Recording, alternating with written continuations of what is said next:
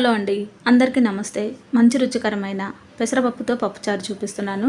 చాలా ఈజీగా బ్యాచిలర్స్ పిల్లలైనా చంటి పిల్లలకైనా చాలా బాగా ఉపయోగపడుతుంది. తప్పకుండా ట్రై చేయండి.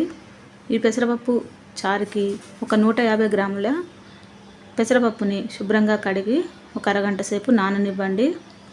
మనము గ్రీన్ పెసర్లు ఉంటాయి కదండి, అది కూడా మనం పప్పుచారుని తయారు చేసుకోవచ్చు. ఇలా మనకి ఎల్లో కలర్ ఉన్న పెసరపప్పుని కడిగిన తర్వాత ఉల్లిపాయలు ఒక 5, పచ్చిమిర్చి 2-3 తీసుకొని కట్ చేసి పెట్టుకోండి.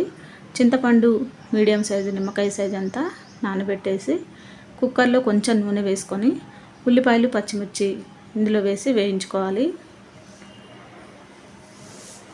ఇవి కొంచెం కలర్ మారేంత వరకు మనం వేయించుకోవాలండి.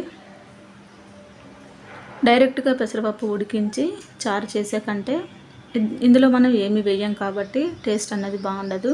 ఈ విధంగా చేస్తే పెసరపప్పు పప్పుచారు చాలా రుచిగా ఉంటుంది.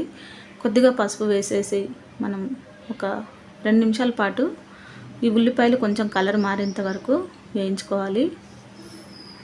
ఇది చంటి పిల్లలకి అలాగే ఒక 5 ఇయర్స్ పిల్లలకైతే బాగా ఉపయోగపడుతుంది. ఇష్టంగా తింటారు. ఇంట్లో ఏమీ లేనప్పుడు పిల్లలకి ఈ చారుని మనం తయారు చేసి పెట్టచ్చు. ఈ మధ్య మధ్యలో వేగుతున్నాయా లేదా అని చూసుకొని కొద్దిగా కలర్ మారేంత వరకు వేయించుకోండి. ఇలా వేగిన తర్వాత ఈ పెసరపప్పుని నీటితో సహా వేసేయండి. అలాగే దీంట్లో ఒక గ్లాసు నీళ్లు కూడా దీంట్లో వేసుకొని మనం కుక్కర్ విజిల్ పెట్టుకోవాలి. ఒక 3 విజిల్స్ వచ్చేంత వరకు మెత్తగా ఉడికించుకోండి.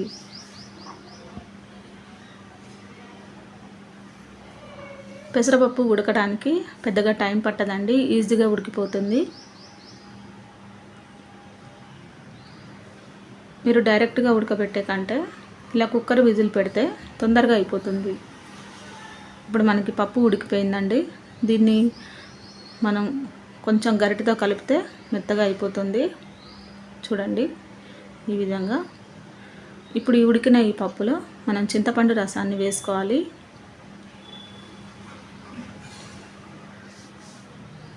దీంట్లో మనం ఏమి కూరగాయలు ఏమి వేయట్లేదండి, ఓన్లీ చింతపండు రసం అలాగే ఉప్పు వేసుకోవాలి.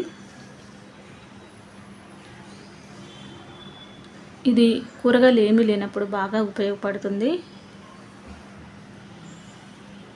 దీంట్లో సరిపడంత మీరు తినేంత రుచికి సరిపడా ఉప్పు వేసుకోండి. అలాగే కొత్తిమీర కరివేపాకు కూడా వేసుకోండి. దీంట్లోనే మనకి మరుగుతున్న కొద్దీ పెసరపప్పు చారు అనేది చిక్కబడుతూ ఉంటుందండి. నీళ్ళు కొంచెం ఎక్కువగానే వేసుకొని మరిగించుకోండి, లేదంటే పప్పులాగా అయిపోతుంది. ఇప్పుడు కరివేపాకు కొత్తిమీర వేసిన తర్వాత ఇది ఒక 5 నిమిషాల పాటు మీడియం ఫ్లేమ్లో మరగనివ్వండి.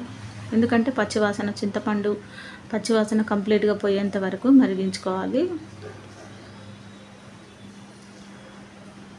దీనికి మనం కుక్కర్ మూత పెట్టాల్సిన పని లేదండి, డైరెక్ట్గా మరిగించండి. ఇలా మరిగిన తర్వాత మనం ఇప్పుడు పోపు వేసుకోవాలి. కొంచెం నూనె వేసుకోండి, 2 స్పూన్లు. ఇవి వేసిన తర్వాత దీంట్లో మనం తాలింపు గింజలు, ఆవాలు, జీలకర్ర, మెంతులు, అలాగే మినపప్పు, శనగపప్పు ఉన్న పోపు దినుసులు వేసుకోండి. ఇవి కొంచెం రుచిని బాగా ఇస్తాయి చారుకి. అలాగే వెల్లుల్లి ఒక 3 దంచి వేసుకోండి. ఎండుమిర్చి ఒక 4-5 వేసుకోండి. ఈ పోపు బాగా వేగాలండి, వేగితేనే రుచి బాగుంటుంది. దీంట్లోనే కొంచెం ఇంగువ పొడి వేసుకోండి. కుదిరితే మీరు మెంతి పొడి కూడా వేసుకోవచ్చు. ఈ పోపు వేగగానే చారు దీంట్లో వేసుకుంటే మనకి ఈ పెసరపప్పు పప్పుచారు రెడీ అయినట్టే. చాలా ఈజీగా ఉంటుందండి. ఇంట్లో కూరగాయలు ఏమీ లేనప్పుడు మనకి పిల్లలు ఇష్టంగా బాగా తినే ఈ పెసరపప్పు పప్పుచారుని మీరు కూడా ట్రై చేయండి. చాలా రుచిగా ఉంటుంది. దీని పక్కన మనం పాపడాలు వేయించుకోవచ్చు. ఇంట్లో వడియాలు, గుమ్మడి వడియాలు ఉన్న పక్కన మనకి రైస్లోకి తినడానికి బాగుంటాయి. తప్పకుండా ట్రై చేయండి. నా ఈ వీడియో మీకు నచ్చినట్లయితే తప్పకుండా లైక్ చేయండి, షేర్ చేయండి, సబ్స్క్రైబ్ చేయండి. అందరికీ థ్యాంక్ యూ అండి.